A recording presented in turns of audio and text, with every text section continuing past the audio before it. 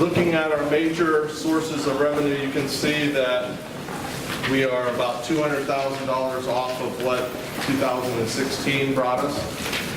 And in the other governmental funds area, that's where we have the motel tax. It's up $122,000 year to date, mainly because if you remember that Fairfield Inn, we brought in $88,000 from past due amounts, so that leads to a lot of the $122,000. And we're actually up $3,000 in liquor permits. I don't know what the big run is this year on liquor permits, but we're up $3,000 in that line item. I don't know. I think they come from most of the council members. It's the economy. When the economy's good, people buy booze. When the economy's bad, people buy booze. And I swear I didn't start drinking again. Well, somebody has. In the fines, licenses, and permits line, we have our traffic fines, cable TV, etc. Cable TV is actually down about $22,000 year to date. If you remember back in April, I said we were down about $150,000, but we received a $130,000 check the following month. But we are still down in that franchise fee, about $22,000. Traffic fines, parking tickets, etc. We're up about $100,000 in that line item year to date. In the casino monies, you see we're down about $70,000. We're expecting to get our next quarterly amount here within the next month, so we'll see where that is on a comparative basis to 2016. Income tax, we'll touch base on that on the next slide, but you can tell that we're about $600,000 difference from 2016. We'll talk more about that, where we are expecting to be versus where we are actually in all funds, not just the general fund. And then the other category that we have a big difference in, the miscellaneous, we're up about $300,000, mainly from the two or multiple grants that we have out there. The SAFER grant for the fire department, we have 9 firemen on that grant. It started in September of last year. We started receiving our first payments in January of this year. That grant goes through next September. It was a 2-year grant, so we'll see revenues into 2018, and then we'll have to make some decisions as to what we do after that, depending on how the budget is at that point as well. The HUD payroll amounts are actually down this year versus last year, about $140,000. That's mostly a timing difference based on when they submit those for reimbursement. I talked to the department the other day, and they just submitted a big batch of reimbursements, so we should be seeing that line item come back in order here very soon. And then the COPS grants are actually up about $250,000 over last year. They had some problems when they got audited last year in that area, and it took a little bit of time for them to get that ironed out, fixed up.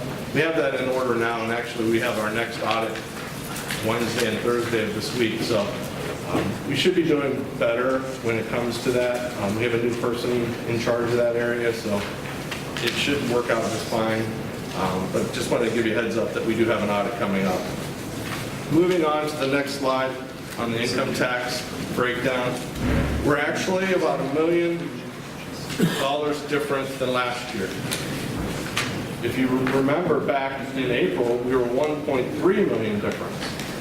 So in May and June, we've actually made up a little bit of ground over the last year, about $180,000 one month and $120,000 the other month. So we've actually picked up versus where we thought we were going to be. We expect ourselves to be $1.3 million difference this year. So we're actually running a little bit better than where we expected, because now, from now until the end of the year, we should run apples to apples versus 2016 because of the tax laws that went into place last year are over. So we should really be on schedule with where we were 2016. So any upward movement or downward movement in that line are more to do with jobs coming in or jobs leaving the city. Increased traffic enforcement, we're up about $100,000 year to date. On the court costs for the city, that seems to be leveling off, and that's because that we had increased the fine amount back in April of 2016. So we're in that for a year now. So now things are starting to level off. Same with the court costs civil. Those will start to level off as well. But it does seem that we are up in a few court cases because those are rising a little bit. So we're doing more court cases.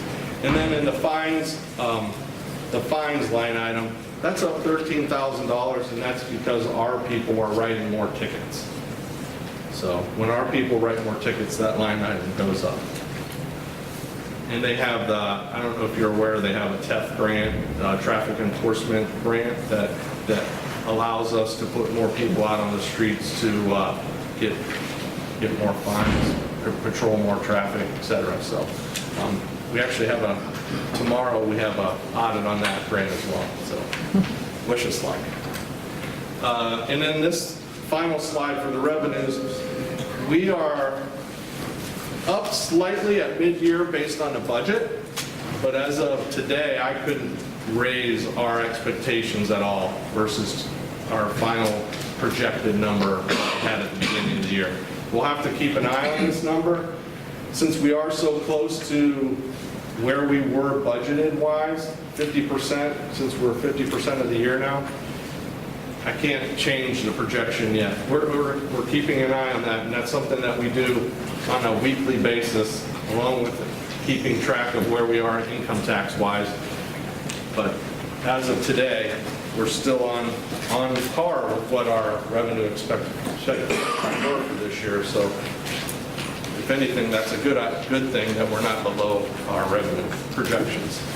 Our general fund expenditures are $25.6 million as of June 30th. Every item or every category is basically under budget so far this year, with labor being under budget by 1.25%. So just slightly under, nothing to be excited about. Benefits are right on budget. Services are actually under budget about 14%. And utilities are under 6%. So we're doing a good job of controlling our other expenditures, but when you're not bringing in additional revenue into the city, it's hard to make up any grounds as in for our cash budget. And this is just a pie chart version of that. We are still spending 86.5% of our dollars on payroll items. Major fund expenditures, we're really close on budget. We still need to look at where things are. I can't make any additional general fund expenditure projections at this point because we're so tight on budget, especially with payroll being only 1% different and that being 80% of our budget. I just can't make a change one way or the other based on expenditures. I will talk at the end. I have passed out a sheet that will discuss what our little forecast that we did at the beginning of the year, just a reminder of what our budget was at the beginning of the year versus what it looks like for the next 2 years, just so we make sure we keep that in mind. Our police and fire overtime. Police has actually cut their budget, their overtime budget by $30,000 year to date. Fire's up a little bit, they're up $30,000, but some of that is because of a little miscommunication at the end of the year where fire did some trainings that they did in December, but the way payroll runs, it ran into being a January expenditure. So they are actually running a little bit over budget. One thing I want to point out in the police department, it doesn't show in the police department overtime, is on Canton. Remember in the past, that used to have a crazy amount of overtime in that department? Well, they've done an excellent job, Captain Angelo and the rest of the gang out there, on controlling their overtime this year. They're down $80,000 in overtime this year, just based on the way that they're managing the shop, scheduling people. They have some part-timers in there now, and the amount of overtime has gone down drastically to the point where most pays, they only have $2,000, $3,000 in overtime, where in the past it would be $15,000 to $20,000 overtime per pay. So they've done an extremely good job at controlling their overtime, and they should be at least commended a little bit for helping out with the budget. Hang on one second before you go through this. I know after a bunch of these shootings, we put another police car out. Is that on overtime? That will be overtime, and that will cost about $30,000 for the quarter per cruiser that's on the street. So if we have one cruiser out there, it's going to cost us $30,000. If we decide that we need another one, that'll be an additional 30. But yeah, it's about $30,000 per cruiser to put on the street. And none of that's reflected in here yet. That's not reflected at all because it hasn't occurred yet, so it's not hit the budget yet at all. And these are June 30th numbers. These are June 30th numbers, so, yeah. So if we have that occur, that will happen. Doing a little comparison on the number of people that we had last year versus this year, you can see all funds were up a few folks, and the general fund is basically stagnant over last year, one person addition. Just reminding you of our debt obligations that we had. That was the last presentation. We did a quick slide. Two things on this slide that changed.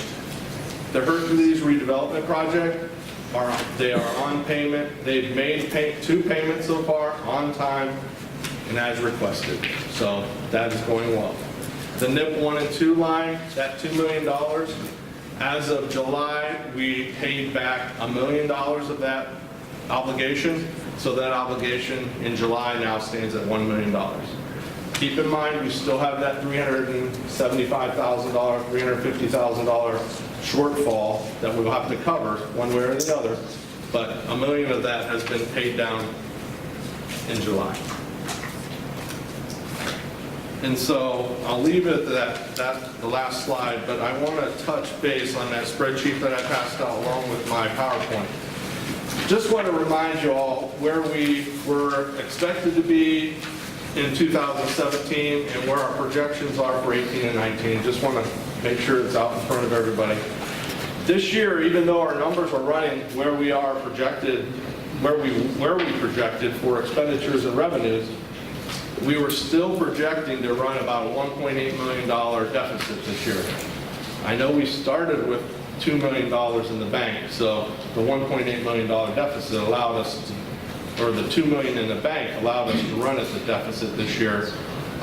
But at the end of this year, we're expecting to have unencumbered cash of about $3,000. So yeah, that's nothing at all. In 2018, we projected another $1 million deficit, and that's after we account for one-time items that happened in 2017. And then in 2019, such as paying back the comp abs account for the amount that we took out or didn't put in it last year when we had budget cuts, such as street lighting being paid out of general fund and not paid out of capital fund, those type of things. Okay? And then in 2019, I will say that we're expecting about a $1.7 million shortfall if everything stays the way it is. Now, there's possibilities we raise more revenue, cut expenditures, et cetera, but as of right now, that's the way the numbers are still falling. And we have accounted for any job losses that may be associated with nationwide closing over the next several years. So we have accounted for those as well. Now, those aren't for sure, but we think we know, about when they are expected to, reduce the number of staff that they have in their office. So, those are the things that we've tried to account for. Frank? Yeah, I had a question. All right, let me ask you a question, be brutally honest. Okay. You give me the second sheet here, and you're saying budget 2017, projected 2018, projected 2019. But we go to page 5 of your report, and you give me an estimated and a projected, but you don't want to change your projection because you don't feel confident of how the numbers are falling, but yet again, you feel confident enough to give me a projection 2 years down the road. Well, I'm confident that my numbers that we projected at the beginning of the year for 2017 aren't changing. Doing projections going forward for 18 and 19 is just like what it is. It's a projection. It's our best guess. You know, we know things are going to change over the next year and a half, but you still have to make that projection to estimate where you're going to be. I'm not sure that answer would fly in corporate America. I mean, if I sat down with my CEO and president of my company and told him that I can only give him a projection and I don't want to deviate from my projection based on my estimate for 2017, and in the same breath I turned around and told him that I could project out and a projection is merely a guess and I can guess to 2019, I'm not seeing why we can't see a little more accuracy in 2017 between the estimate and the projection. Well, if you're only a 1% difference in your budgeted payroll dollars on a $50 million budget, there isn't much play in expenditures, and that's 86% of our expenditures. So how can I change the expenditure estimate on a 1% difference? Well, you're showing a 1.4% decrease in what you're spending on payroll, but you're also showing court costs just on the civil end are up 20%. So But part of me court wants to costs, believe it's trending a little bit better, but court costs only make up $1.4 million of a $50 million budget. Right. There are other things, line items that make up the revenue amount, and with the main thing being income tax, which is down over $600,000 in the general fund and over $1 million in all funds. Okay. all right. No, I mean, I don't want to mean to give you a hard time. No, It's just that you're giving me a projection for 2019 and in 2017. I'm not really seeing any change. I mean, the numbers are all still pretty much coming in the same. So I just like to ask questions. I'm sorry. No problem. I apologize. Mark, forgive me if I missed it, but are the projected savings from the newly negotiated aggregated electric rates for the city of Canton's accounts incorporated into that They yet? are not. That's what, $1 million, I think? It's projected to be about $1 million over the next 3 years, as I understand it. Okay. Yeah. Recently negotiated, very much out of the box, very I mean, good. I'm- Right. Benefits for the good.